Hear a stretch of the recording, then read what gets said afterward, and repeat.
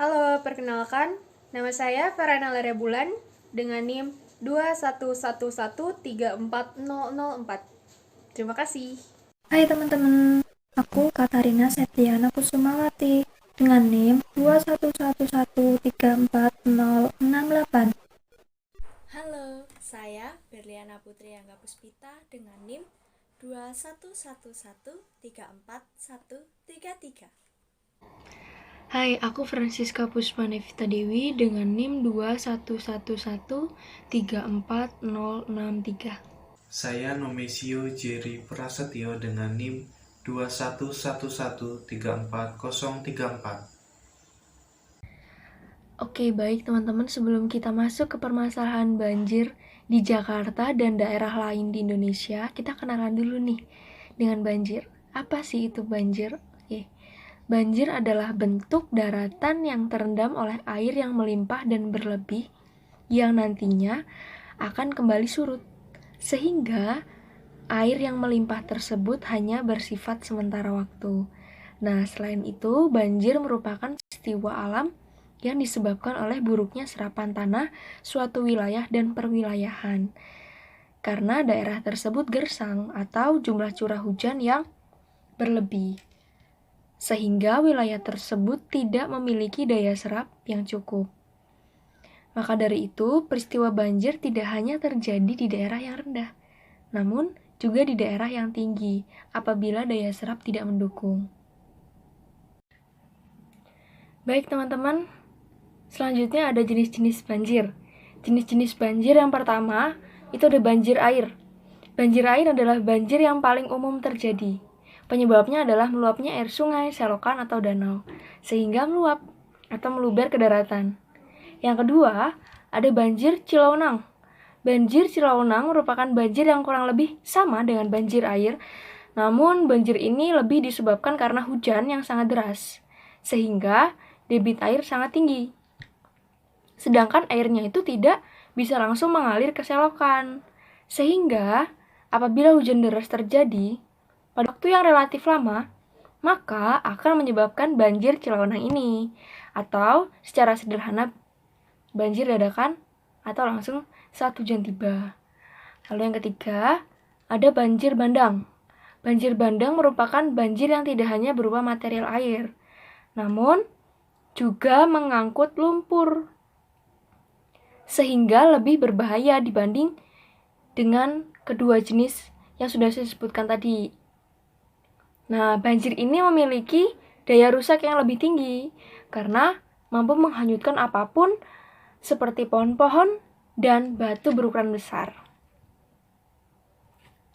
Jenis banjir yang selanjutnya adalah banjirop atau laut pasang. Banjirop merupakan banjir yang disebabkan karena pasangnya air laut. Air laut yang pasang secara umum akan menahan air sungai yang menumpuk. Karena tidak kuat menahan, akhirnya tanggul jebol dan menggenangi daratan. Banjir ini biasanya terjadi di kota Muara Baru, Jakarta. Selanjutnya adalah banjir lahar dingin. Banjir lahar dingin umumnya terjadi ketika ada erupsi gunung berapi. Nah, lahar dingin dikeluarkan oleh erupsi dari puncak gunung, kemudian mengalir ke daratan yang berada di bawahnya. Lahar dingin menyebabkan terjadinya pendangkalan sungai, sehingga air sungai akan meluap dan luber ke permukiman warga. Dan selanjutnya adalah banjir lumpur. Banjir lumpur sering dikaitkan dengan banjir yang terjadi di Sidoarjo, Jawa Timur, atau dikenal dengan lumpur lapindo. Sama halnya dengan banjir bandang, banjir lumpur membawa material yang sama, yaitu lumpur. Namun perbedaannya adalah lumpur lapindo ini adalah lumpur yang membawa material berbahan gas dan kimia. Setelah kita mengetahui jenis-jenis banjir, mari kita menelaah banjir itu disebabkan oleh apa. Banjir sendiri disebabkan oleh dua faktor. Yang pertama adalah karena ulah manusia sendiri, dan yang kedua adalah karena alam itu sendiri. Kita telaah tentang faktor yang disebabkan oleh manusia itu sendiri. Yang pertama adalah buang sampah sembarangan. Masih banyak orang-orang di luar sana yang kurang peduli terhadap lingkungan sehingga selalu membuang sampah sembarangan, yang mengakibatkan saluran-saluran air tersumbat karena sampah-sampah. Selanjutnya adalah bendungan yang jebol. Bendungan yang jebol ini karena terlalu tidak kuat untuk menahan air yang deras mengalir. Yang ketiga adalah menebang pohon semena-mena. Banyak orang-orang yang selalu menebang pohon liar, sehingga kurangnya daya resapan air dan mengakibatkan banjir itu meluap ke pemukiman warga. Dan yang terakhir adalah tata kelola kota yang masih belum terorganisir. Hal ini kita bisa lihat bahwa banyak pemukiman-pemukiman yang seharusnya tidak dibangun di situ, tapi dibangun di situ, seperti di sebelah-sebelah sungai atau daerah resapan air yang emang seharusnya itu adalah bukan pemukiman, tapi karena tata kelola yang masih belum terorganisir akhirnya membuat pemukiman-pemukiman bisa dibangun di situ. Dan selanjutnya adalah faktor yang disebabkan oleh alam sendiri. Faktor oleh alam itu yang pertama adalah curah hujan yang tinggi. Kita tidak bisa memungkiri curah hujan yang tinggi karena itu adalah faktor alam sendiri. Yang kedua adalah daratan yang rendah. Daratan yang rendah akhirnya mengakibatkan air selalu mengalir dan membasahi serta membanjiri para pemukiman warga. Yang ketiga adalah tanah yang rusak sehingga tidak bisa menyerap air. Ini juga tidak bisa dipungkiri karena tanah yang rusak juga adalah hal yang disebabkan oleh manusia kita sendiri juga ternyata. Yang terakhir adalah karena tanah yang rusak sehingga tidak bisa menyerap air. Tanah yang rusak bisa jadi disebabkan oleh kita juga maupun oleh alam. Apabila tanah itu rusak karena kita, mungkin kita selalu membuang sampah atau mengubur sampah di tanah yang akhirnya hara di tanah itu hilang, dan bisa jadi ini adalah penyebab yang bisa membuat tanah itu tidak bisa menyerap air sehingga air-air bisa meluap ke pemukiman dan mengakibatkan banjir. Saya akan membahas mengenai dampak banjir. Yang pertama, banjir dapat menyebabkan kerugian ekonomi. Mengapa hal tersebut bisa terjadi? Karena banjir yang datang secara tiba-tiba menyebabkan harta dan benda milik warga terendam dan juga hanyut terbawa arus. Contohnya seperti perabot rumah, mobil, motor, bahkan ada yang kehilangan berkas-berkas penting. Selain itu juga menyebabkan gagal panen bagi para petani. Dampak banjir yang kedua adalah terhambatnya aktivitas seluruh warga.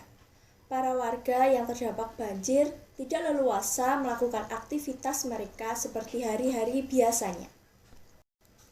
Keadaan tersebut dapat diperparah karena jalan raya juga ikut terendam banjir. Hal itu menyebabkan mengganggu perjalanan dan juga dapat mengganggu penyaluran bantuan bagi para korban banjir. Dampak selanjutnya dari banjir yaitu masalah kesehatan. Ketika banjir terjadi, masalah kesehatan juga bermunculan, seperti gatal-gatal. Hal itu terjadi karena para warga kontak langsung dengan air banjir yang kotor. Selain itu, para warga juga terserang diare yang diakibatkan karena mengonsumsi air yang kotor. Banjir juga dapat memicu terjadinya tanah longsor. Hal itu terjadi karena ketika musim kemarau, tanah mengalami keretakan dan muncul rongga-rongga. Dan ketika musim hujan, air akan masuk ke dalam rongga tanah tersebut dan dapat memicu terjadinya longsor. Ketika hujan terjadi terus-menerus ditambah dengan intensitasnya yang sangat tinggi, maka tanah akan terkikis dan terjadilah longsor. Kesulitan mendapat air bersih juga menjadi salah satu dampak dari adanya banjir. Ketika banjir, seluruh tempat dan juga bangunan ikut terendam. Sumber mata air pun juga ikut terendam dan tercemar oleh air banjir. Saat itulah permasalahan ketersediaan air bersih mulai berkurang. Dan yang terakhir, banjir juga dapat mengakibatkan adanya korban jiwa. Hal ini disebabkan karena banjir datang secara tiba-tiba dan tak terduga. Contoh banjir yang pernah terjadi yaitu di daerah Jakarta pada tanggal 17 Januari 2013 silam. Ternyata, bukan hanya di Jakarta saja, melainkan ada daerah lain yang terkena banjir, yakni 1. Bekasi. Banjir merendam Kecamatan Rawalumbu. Berdasarkan catatan BPBD Provinsi Jawa Barat, selain Bekasi, 3 wilayah di Jawa Barat juga terendam banjir, yaitu Bogor, Depok, dan Karawang. 2. Jakarta. Banjir merendam Kelurahan Makassar. Kelurahan Pinang Ranti, Halim Perdana Kusuma, Kampung Melayu, Rorotan, Rawa Buaya, dan Manggarai Selatan. 3. Tangerang. Banjir merendam Kelurahan Priuk Jaya, 1 Cabar, Panunggangan Barat, Sudimoro Selatan, dan Pinang. 4. Bandung Barat. Banjir merendam di Kabupaten Bandung Barat, tepatnya di Kecamatan Padalarang dan Ngamprah. 5. Bogor. Banjir juga merendam wilayah Kecamatan Ciamas. 6. Lebak, Banten. 5 kecamatan di Kabupaten Lebak yang terdampak banjir yaitu Cipanas, Lebak Gedong, Curug Bitung, Waja, dan Sajira. 7. Sika NTP. Banjir merendam dusun Luah Desa Order, Kecamatan WGT, Kabupaten Sika. 8. Demak. 9. Kota Malang, 10. Kabupaten Pidi, Aceh. Upaya penanggulangan banjir. Yang pertama, membuang sampah pada tempatnya. Yang kedua, mengelola kembali tata ruang pemukiman. Yang ketiga, menanam kembali pohon untuk daerah resapan air. Yang keempat, mendirikan bangunan pencegah banjir. Yang kelima, membuka kawasan hijau. Dan yang keenam, membuat saluran air atau terowongan air bawah tanah. Mitigasi bencana banjir adalah upaya yang dilakukan untuk mencegah atau mengurangi resiko dari bencana banjir. Secara garis besar, mitigasi banjir dibagi menjadi 2 jenis.